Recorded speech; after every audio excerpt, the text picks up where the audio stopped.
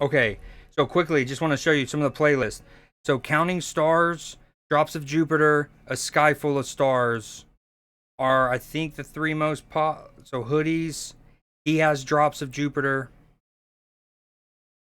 Jay's has those three. Lux, Counting Stars, Sky Full of Stars. Nim, Drops of Jupiter. So they all appear, those three appear on different ones. Some of the best ones, okay, when I made my own playlist, I had those three, Drops of Jupiter, uh, I'm already, Sky Full of Stars, and Counting Stars, okay? I Fly Me to the Moon by Frank Sinatra. Boom, like, love that, love that, love that, love that. And then the other one is, I always say anything to do with David Bowie, Ziggy Stardust, but most notably, Starman. So shout out Hoodie for actually having David Bowie and Starman. And he has Saturn by Stevie Wonder. But it gets a little sad boy hours down the stretch. We've talked about it, he knows it. Same thing with Lux. Both of them in their feelings. Maybe late Friday night or something, they made theirs. So Jay has those. Her elite ones, All Star by Smash Mouth, not Pumpkins. Fly Me to the Moon, thank you. I always like when your playlist has a good chunk of songs that you know are going to be like universally liked or well, chances are they're going to be liked. But then you also have some of your own flair, like your own identity to it. And my sis does always put like a couple country songs, at least one. And this one's iconic. Neon Moon, Brooks and Dunn. Bad Moon Rising. Bark at the Moon by Ozzy Osbourne. And then Space Jam. Like, I'm not even gonna string it along. I will listen to Katie's. She had a late submission. I haven't built hers yet, but she did submit it. But it's probably gonna be Jay's. And I'm gonna nepotism. But guys, Space Jam. Now, did she have an unfair advantage of knowing that my fourth or fifth birthday party was themed around Space Jam, and me and some of my best friends danced around to this very song on VHS? Yeah, sure, she did. But nonetheless, Space Jam. But like, y'all, I think we all, Ozzy and Creedence Clearwater, like, the only one to include All Star, and I'm sure everyone when they heard it, they're like, ah, dang. And then Frankie. So it's probably hers. The two that I had narrowed it down to were Lux and Jay's. But okay, I'm not calling it yet. Lux's, the thing with Lux's gets a little like, again, little sad boy hours. But then Man on the Moon, so good.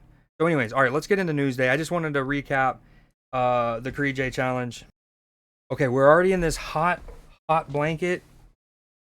Hot blanket, hot blazer. Nick, this particular theme was about celestial, like it was like celestial themed. So the planets, the stars, astronauts, space stations, anything like outside of our atmosphere, essentially. All right, this was from last week. We'll run it back. It was worth it. All right, remember we got Speedy over there to block any of the potentially hateful, mean comments. At least without me getting a chance to vet them first. I'll often show them if they're good. This had us all on bated breath last week, and this is the start of this week. The Flint River. I mean, come on, this writes itself. But at the same time, that growth has come at a cost. So you can look in a storm drain and see where the river has been piped under this parking lot. Wow. Okay, I got everything ready. Sorry, hold on. What up, everybody? On this glorious Tuesday, June 17th, we got a new Newsday. Unfortunately, there is no Newsday category. I'm in talks with Mr. Twitch CEO guy to get that popping.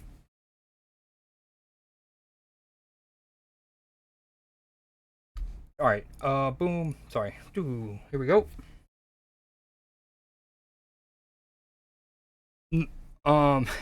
Yeah, that Newsday is not a category. Normally we just put it in just chatting. But I appreciate the effort, truly, genuinely. Even wanting to do that is awesome. All right. So this is in Atlanta, world's busiest airport, Hartsfield-Jackson, right? River running underneath it. Because it's hidden from view. It actually enters a huge pipe and runs for 1.5 miles underneath the airport. Pretty trippy. It goes on from there to eventually enter the Gulf of Mexico. It's the source of drinking water for about 1 million people. This is not really your normal site for a river tour, huh? You look at historic aerial photos. Those are cool. You can see that as the airport grew, the stream was pushed further over, the land was filled. And that's a not uncommon pattern with urban development.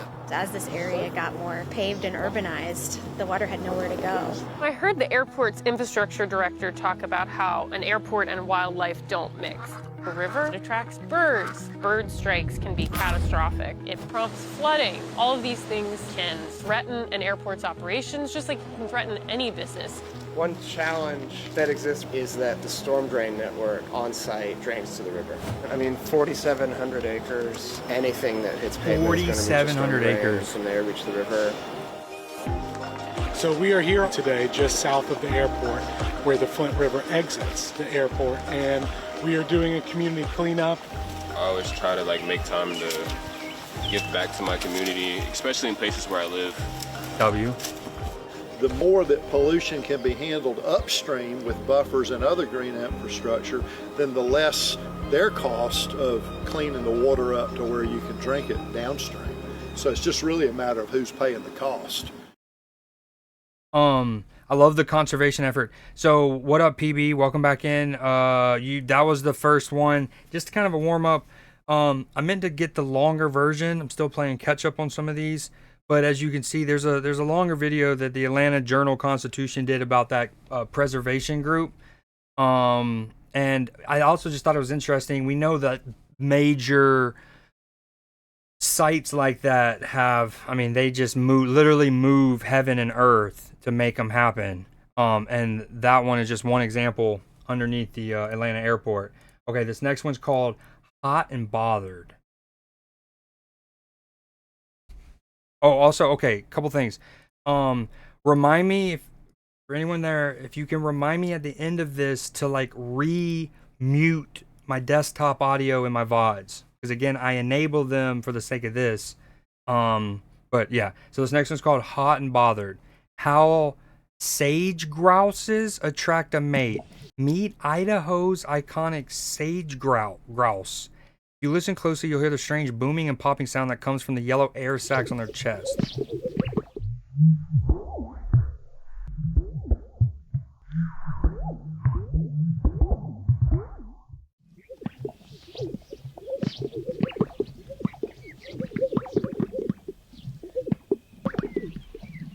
It sounds like a bunch of little bouncy balls. Those little rubber bouncy balls. He's got a nice sack. But it's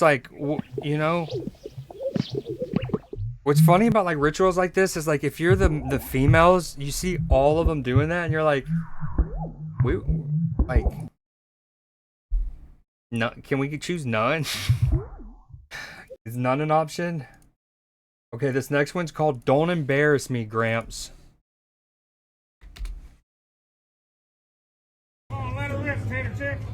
Let it rip, Tater Chip. She immediately looks up.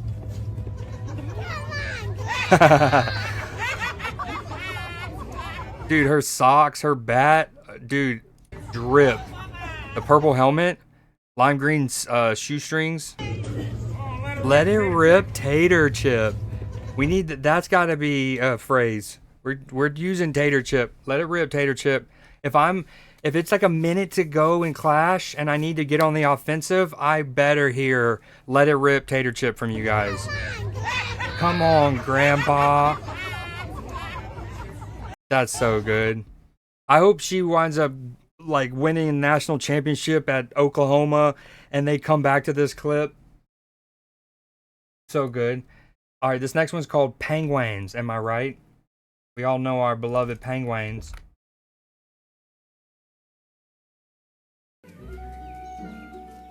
Is Pengwangs, crested Pengwangs, parent Pengwang heading home. Okay, sorry. Back to it. Display, out of here. Yes, sir. Okay, so this next one's called Pengwangs, and am I right? There is a prominent member of this community who loves penguins. Favorite animal. Favorite animal. And this is what it is.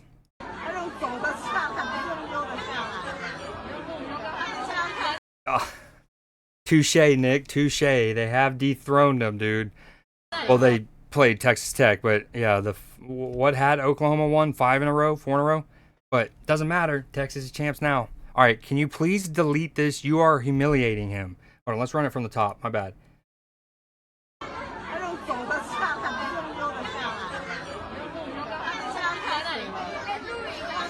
He's got it.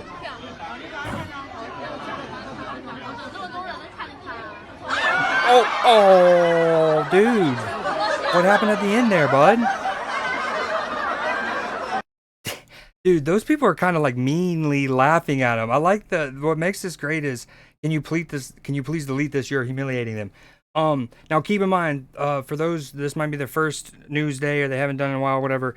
For the like 96% of the time, I don't watch these, like these things. I just kind of skim and like just try to get enough to know if they're like wholesome and not, it doesn't end bad, you know, like, oh, they had you in the first half. So like, I try to keep it like a raw, organic reaction. Same with y'all. No, I closed out of my Newsday thing. Give me 1 second. Newsday.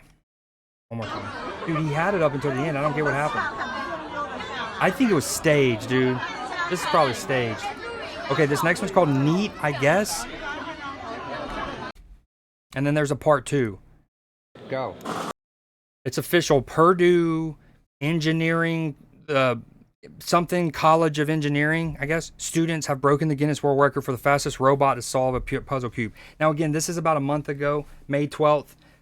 I think I'm going to do another Newsday later this week to get caught up, because I want them to be within the last week or two, not the last month. But anyways, y'all might have seen this one before, but they have oh, that's cheeky. It's a Rubik's Cube, Purdue's Cube.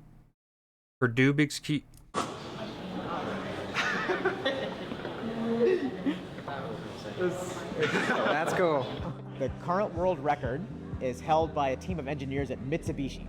What's behind me right now is a team of Purdue undergraduate students who said, you know what, I think we can do better. And they did. Put it in perspective, a human blink is around 200 to 300 milliseconds. We're significantly faster than that. Whoa. Human reaction time is 100 and 200 as well. Basically, before you even realize it's solved, we've solved it. Before you even realize it's moving, we've solved it. That, I mean, okay, to program a computer to like know what you have to do it, that makes sense to me. I think what blows my mind about how fast that happens is the like mechanical part, like actually the physical moving of it. But I guess if you do it exactly right, you don't have to move that many spots.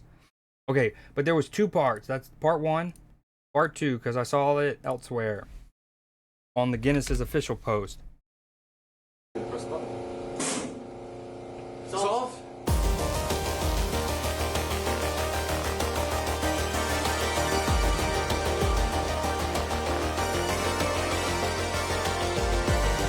I mean, this is slowed down like crazy.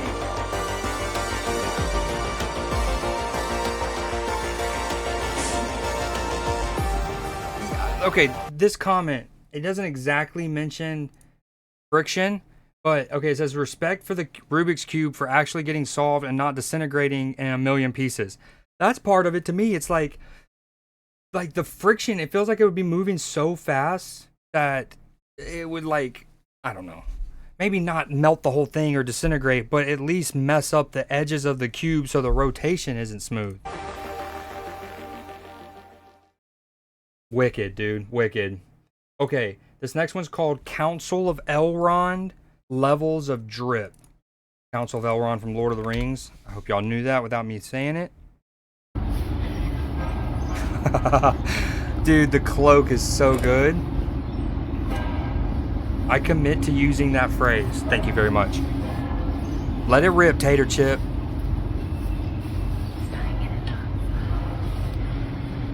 Dude, they do be looking like the elves at the Council of Elrond.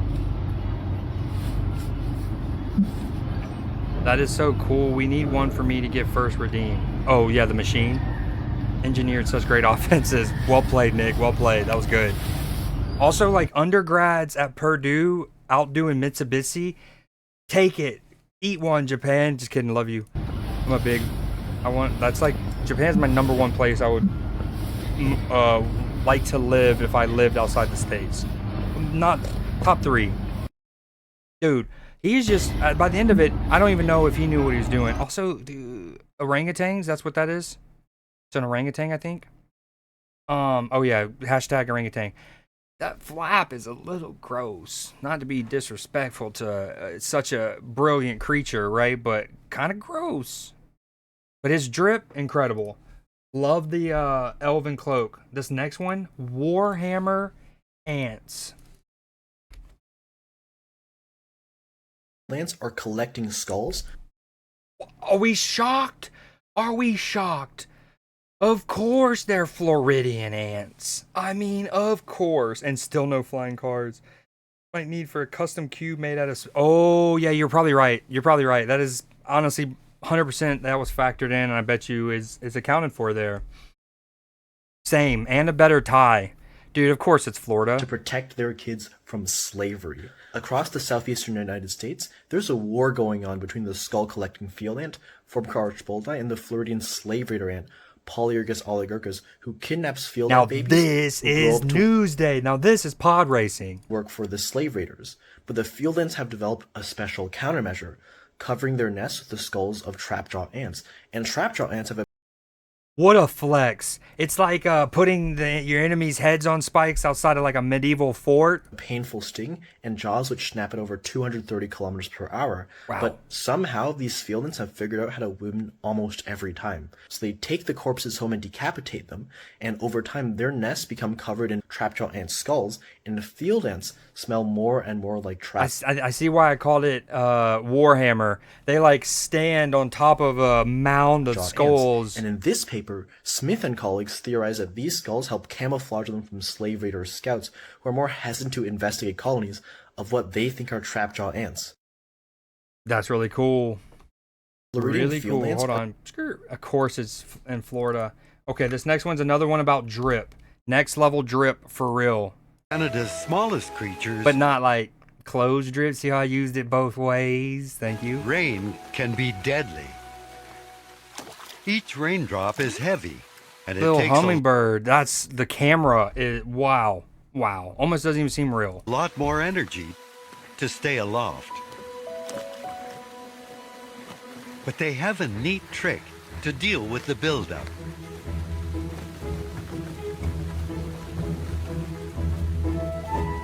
They can shake in mid-air up to 50 times in a second, keeping their feathers clear of water and their tiny engines revving.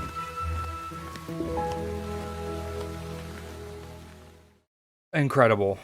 Also, your boy's pun. This next one, peaceful AF.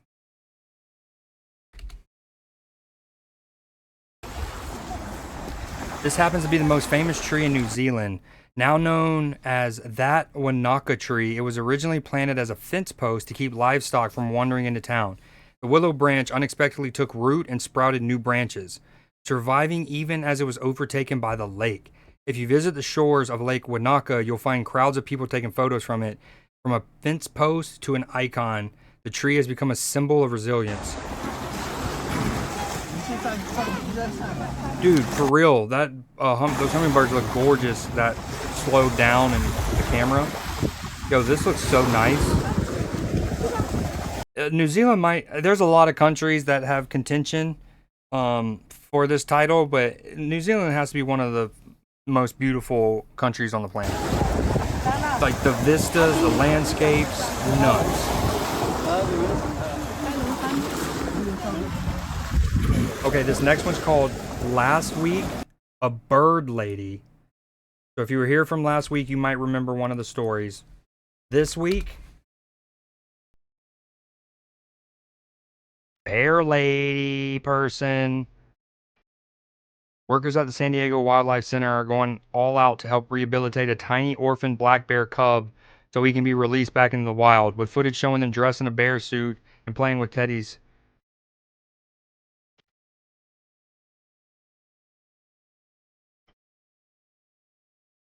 I mean, that obviously you have to do a lot of schooling too, but that would be such a dope job. Just taking a bear, teddy bear, and playing with a baby bear, and then dressing up like a mama bear.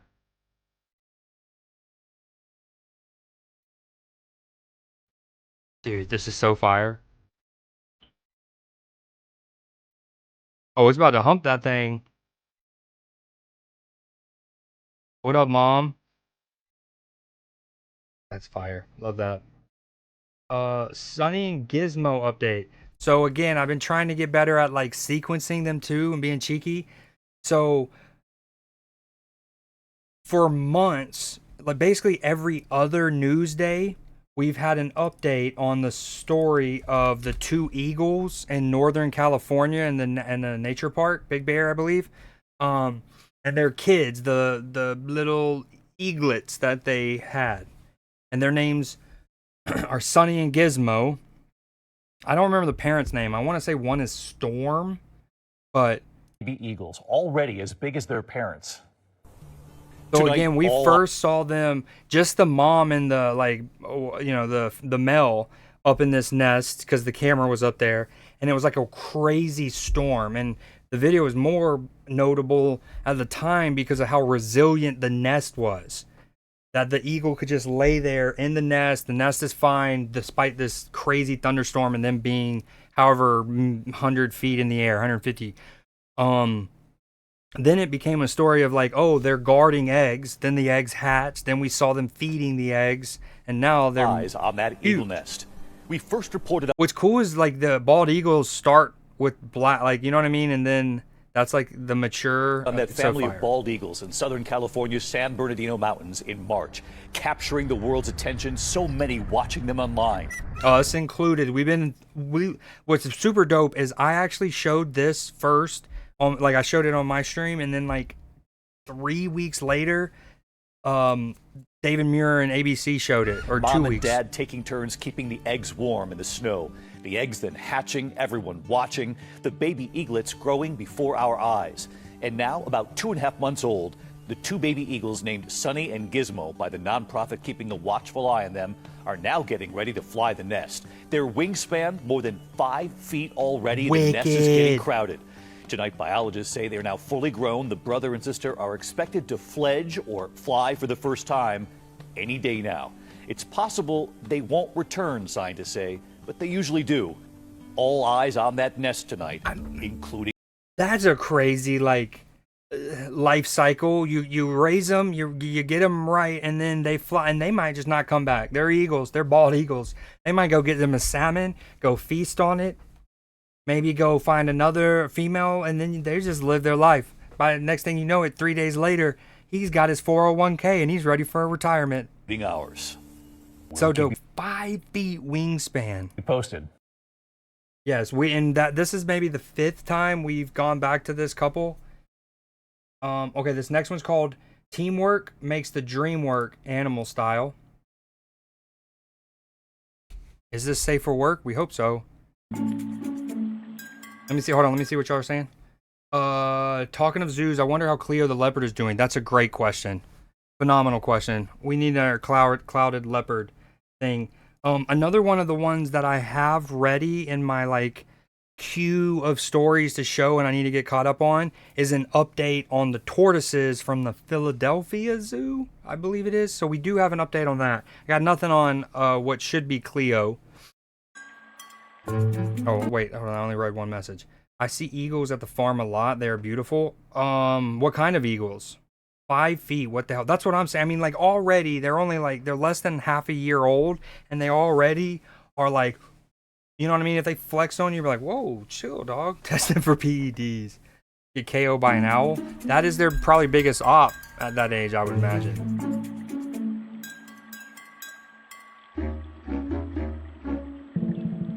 Maybe in general, but especially at that age. Oh, you got Goober over here. Can't, like, how many other of them? I mean, he's just trying to be extra just to be extra, right? Like, he watched everyone else go, and he's like, nah, I'm too cool for that. Way too cool. Oh no, what, dude? The smart one's like trying to help homie. It's like, dude, stop being extra.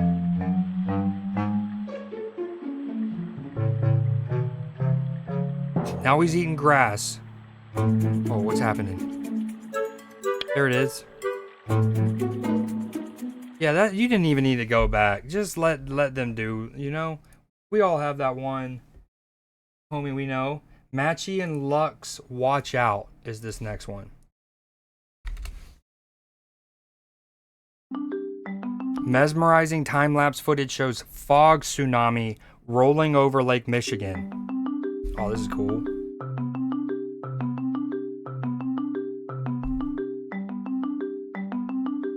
No, that's wicked. No, that's wicked. Matchy and Lux, I need y'all to post up on the shores of Lake Michigan every day and get us this. Nah, dude, that looks like something out of, like, if Pokemon existed in the real world and this was like a legendary, there's one of the genies, his name's like Tornadus, was coming at us. That's wicked. Oh my god.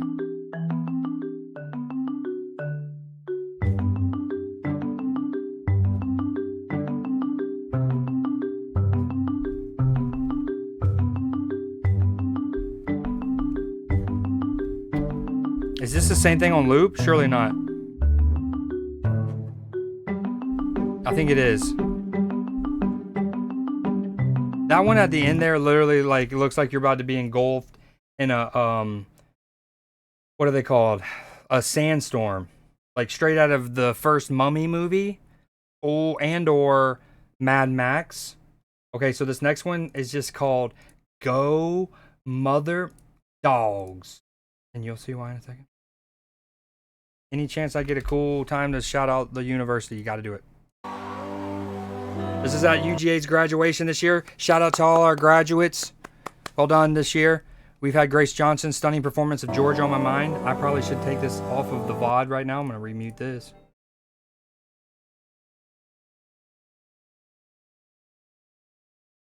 We die shortly after. Bald eagles, I think they have the white head when they get close enough.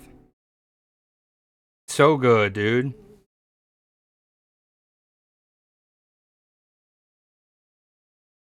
Go dogs.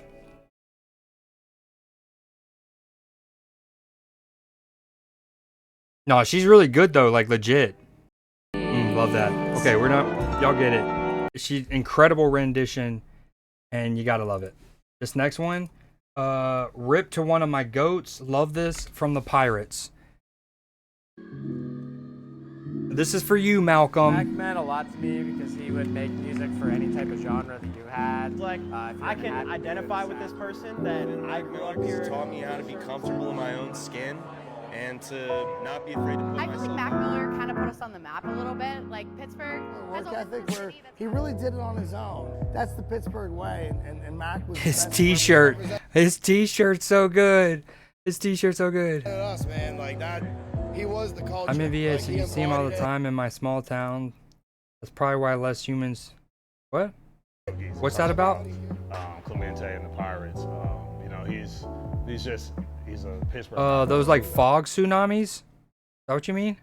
That's what made people love him so much.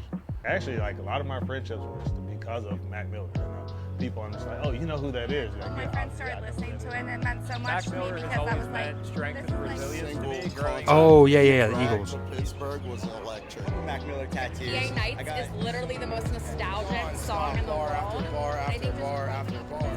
Park Market, so you know, Fifth Ave with Party on Fifth Aces Ave. is my favorite album. Grand Finale has to be my favorite. It's either Thoughts from a Balcony or A. CD I ever bought was Blue Slide Park. See us all running in the background, chasing him when he's on the little scooter.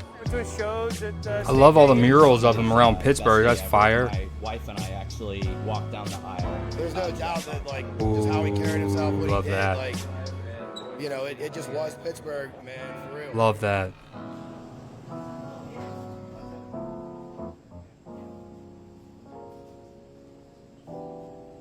Bobblehead night. Dude, I want to go so bad. I need that. People are going to be selling those, unfortunately. The little yin and yang symbol on the hat, so fire. July 19th. Pirates, W. This next one, best post-game interview in history, question mark? And offer free Dippin' Dots if I blew it. Virginia closer Steven Scooch was offered Dippin' Dots by a fan to intentionally lose a game. The price of Dippin' Dots with inflation is just unreal. So for a brief moment, I was like, damn, Dippin' Dots sound good. But also I thought in the back of my head, we win today, we win tomorrow, or tonight. We're going to be here another day. That's more per diem. So that means I can buy my own Dippin' Dots and be a winner. Does anything make you nervous? Caves. Okay, dude. Okay, it went from good to great to even better. He's like, I thought we just keep winning. I get more per diem. I can buy my own Dippin' Dots. Caves. They kind of makes me nervous too. But mainly, nothing really. I mean, I don't see any caves out. Wait, also crazy timing. Sativa was just talking about being in Virginia. I think that's what you mean by VA, right? And then this picture is from Virginia. Here. I know. We're in the south, but it's not the desert. That's where I find most caves are probably at. But no, they're probably like 150 miles west of you in Kentucky, West Virginia, Western Virginia. Now, this is just a game. There's going to be way harder things in life than striking out the side or not walking somebody. So I don't really get too caught up in all the jibber jabber and all the mean things people might say to me, because it's just, I think I'm a cool guy. My dogs think I'm awesome. My teammates like me. And my friends like me. So I think I'm a cool guy. My dogs think I'm awesome. That's really all you need in life. My teammates like me. Oh, I love that. Dude, this guy is so dope. Zach, I'm going to win. Oh, I love that, dude.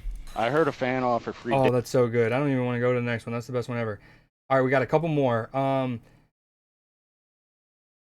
accidentally skipped a couple, but okay. Genius teacher hack for any of my teachers out there, especially if you teach a foreign language by any chance. In my Spanish classes, I give them a budget, and I'm like, hey, here is $2,000. You and your 3 classmates in your group have to plan a vacation. I don't give them many parameters. I'm just saying you're going June 16th, because that's when school ended. I want to see how long you can go, and they have to plan this out. Do you know how many of these vacations I have taken over the years? They have to show me what site they went to with the full URLs.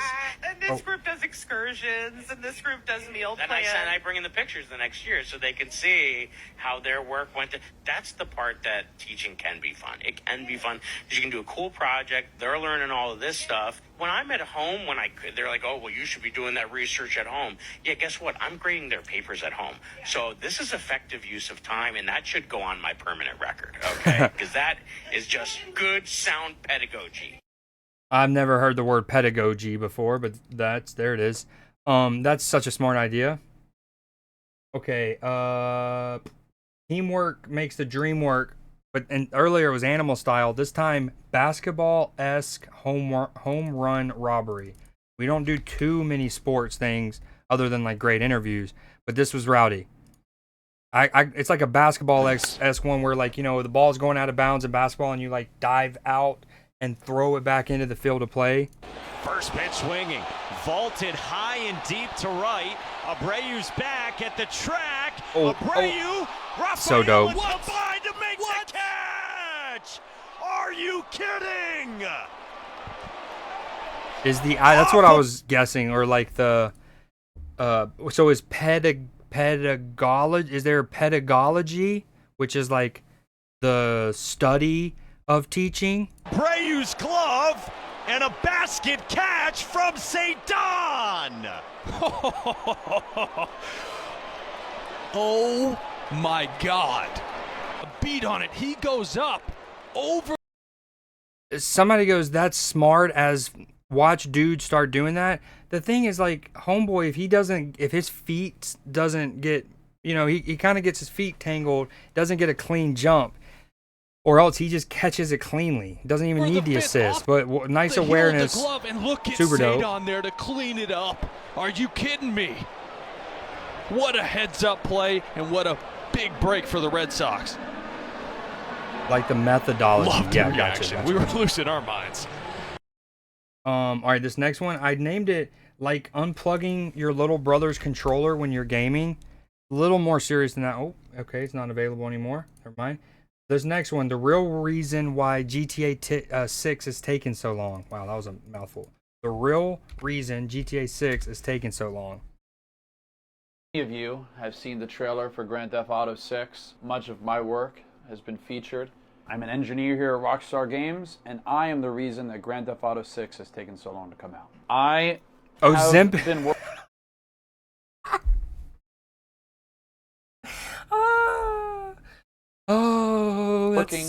bro, wait. Oh, that's for too the last good. decade to perfect the way that the ass moves. I'm the jiggle physicist, as they call me. What a hero. I have a degree in computer What a hero. engineering and biophysics at MIT. What up, Daz? You're getting The here. brain is very...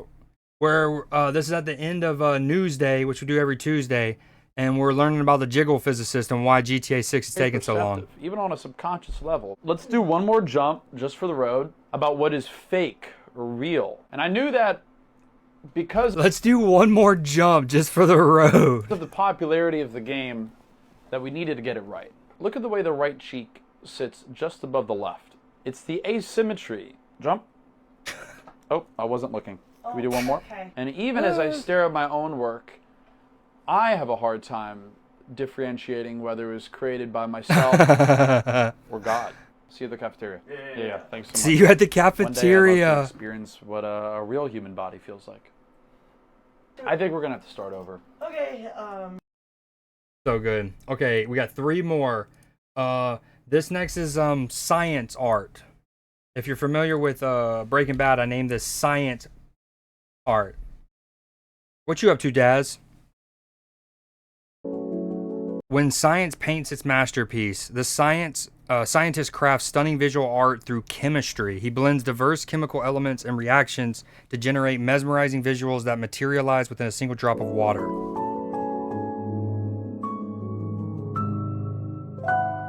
Oh, hold on, I gotta mute this in the VOD. So dope. Wait, what? Got, okay, a water droplet is usually gonna be the... Dude, look at that. It looks like it's creating like a universe, like a nebula.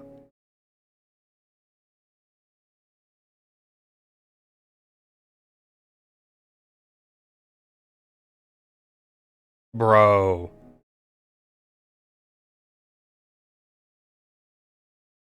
It's like a ocean wave.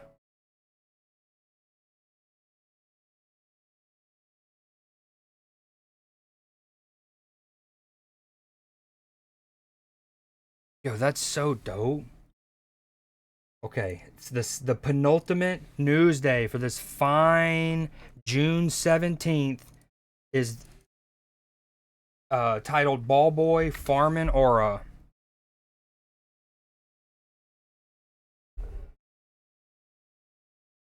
Oh my god. That's actually fire. Like no bullshit. Let's run that way. Shot over third. Nice stab. Dude. Wow. No, hold on. Wait. Maybe what's more impressive than the catch is a dap high five. Oh, dude, if you've ever had to go in a sequence like that, to not mess up any of them, to not accidentally high five when they're going in for a dap or vice versa, and then to, bro, that might be more fire than the catch. And he's just, bro. Yeah, don't worry about it. I got it. Didn't even stand Let's up. look at the facial expression. There's no change. That's what I do. That's so dope. Hold on. Peep the dap. Hard shot So over clean. third. Nice stab. Wow. I mean, smooth. He's a smooth operator. Yeah, don't worry about it. I got it. Smooth operator. Let's look at the facial expression. All right, the final news day for this week. It's been a good one. We're at 50 minutes. I've mentioned I wanted around 45-ish, so this is good. It's just entitled 2 Genuine Goats. So it's Mr. Rogers, rest in peace, and the legendary Yo-Yo Ma. If you are any familiar, he's one of the best celloists in the world. Child, did you ever play happy things or sad things or angry things just because you wanted to? Oh, sure. I mean, there would be times when I, playtime, you know, I would play if I was happy. I don't know, something. Dudes. There's so many moods I went through, and by the time I had accumulated a repertoire of pieces, I just played there. One of my favorite was The Swan, which was.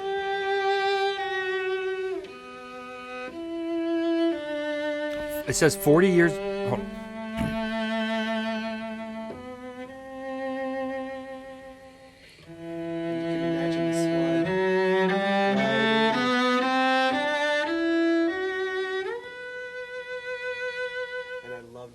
That, and there were just many moods. This was obviously a very peaceful, tranquil mood. Did you ever play when you were really angry? Sure, and there's one piece I know that I love to get into was this piece. Dude, he's so good. I actually have been following him on Instagram for... Honestly, I wish Instagram showed you how long you've been following people, but and it doesn't need to be too broadcasted, but it would be cool.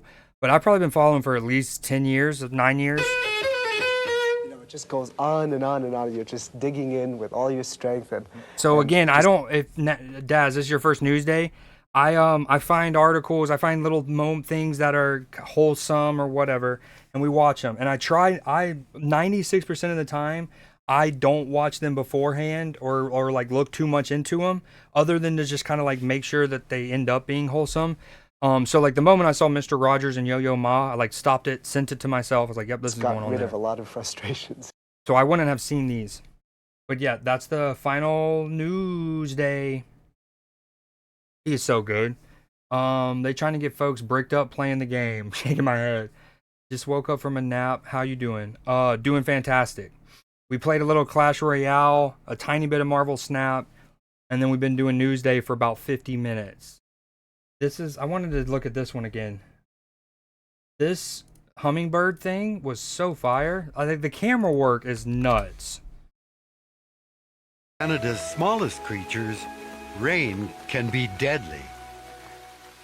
Each raindrop is heavy, and it takes a lot more energy to stay aloft. But they have a neat trick to deal with the buildup.